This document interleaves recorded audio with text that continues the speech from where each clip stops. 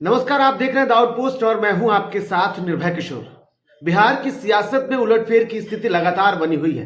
पिछले 48 घंटे से राजधानी पटना में जहां एक तरफ नीतीश सरकार को फ्लोर टेस्ट में बहुमत साबित करना है, तो दूसरी तरफ जोड़ तोड़ के गठबंधन की राजनीति लगातार जारी है। और ऐसे में फ्लोर टेस्ट से पहले राजद को बड़ा झटका लग गया है। दो बड़े नाम चेतन आनंद और अनंत सिंह की पत्नी नीलम देवी ने आरजेडी का दामन छोड़ दिया है। ये इसलिए कहा जा रहा है क्योंकि जिस तरीके से कल देर रात से पुलिस की भागदौड़ तेजस्वी आवास पर दिखी और उसके बाद आज सुबह जब सदन सजा, जब फ्लोर टेस्ट की बातें आई सामने, उसी दरमियान आरजेडी के दो नेता चेतन आनंद और नीलम देवी बीजेपी के खेमे में, सरकार के खेमे में जाकर के बैठ गई। अब सवाल यह है कि आखिर क्यों दोनों नेताओं ने आरजेडी का दामन छोड़ा है। इसको लेकर के कई कयास लगाए जा रहे हैं। ऐसे में दाऊद पोस्ट ने इस पूरी रिपोर्ट को देखा, इस पूरी स्थितियों को देखा और उसके बाद जो कारण सामने आए वो मैं आपको बताता हूं। सबसे पहले बात चेतन आनंद की।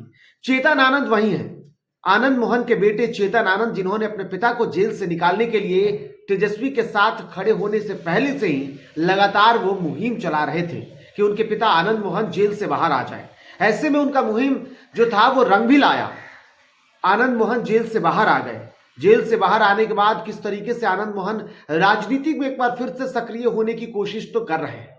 दूसरी तरफ उनकी पत्नी लवली आनंद भी जो है वो लगातार राजनीति में पहले से ही सक्रिय हैं और एक बार फिर से 2024 के लोकसभा चुनाव में खुद को साबित करने की कोशिश में जुटी हुई है। ऐसे में ये कहा जा रहा है कि लवली आनंद जो है वो सहरसा लोकसभा सीट से चुनाव लड़ना चाहती हैं और उनको एनडीए की तरफ से सीट मिलने की बातें सामने आई है। और अब ये कहा जा रहा है कि एनडीए ने ये भरोसा दिया है लवली आनंद को कि उस सहरसा की सीट उन्हें दी जाएगी। तो ऐसे में अब जहां एक तरफ एक सीट पर बातें बन जाती है, तो दूसरी सीट पर क्या कैसे तेजस्वी यादव का साथ देते हुए चेतन आनंद नजर आएंगे। तो चेतन आनंद को आखिरकार आरजेडी का दामन छोड़ना पड़ा, उन्हें एनडीए में शामिल होना पड़ा। और आज फ्लोर टेस्ट के दौरान जब वोटिंग होगी तो चेतन आनंद भी वोट देंगे शायद सरकार के पक्ष में, क्योंकि आज वो बैठे हुए हैं सरकार के साथ। दूसरी तरफ नीलम देवी की बात सुन लीजिए। नीलम देवी चाहती हैं कि अब वो अपने पति यानी कि बाहुबली नेता बाहुबली नेता अनंत सिंह को जेल से बाहर निकालने की कोशिश कर रही हैं। और इसके लिए अब उन्हें ये उम्मीद की घड़ी जगी है कि अगर वो एनडीए में चली जाती हैं, अगर वो सत्ता पक्ष के साथ चली जाती हैं, तो उनके पति बाहुबली नेता छोटे सरकार अनंत सिंह को जेल से बाहर निकाला जा सकता है। सरकार उन्हें निकालने में कोशिश करेगी और शायद यही कारण है कि अब नीलम देवी अपने पति को निकालने के लिए ही पासा पलटती हुई नजर आ रही हैं। पासा पलटने के साथ ही आरजेडी कमजोर हो गई। जहां पहले उसके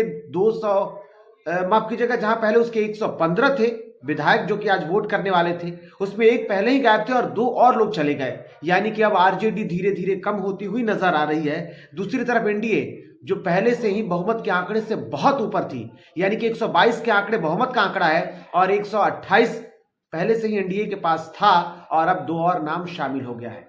यानी कि अब ये आंकड़े 130 पहुंच गए हैं, जो कि जादुई आंकड़े से बहुत दूर है।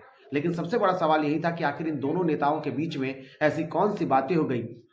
क्या जो अब तक कहा जा रहा था कि खेला हो बे बंगाल में हुआ, बिहार में खेला हो गई का। तो बिहार में खेला की स्थितियां दिख रही हैं और खेला हो गया है।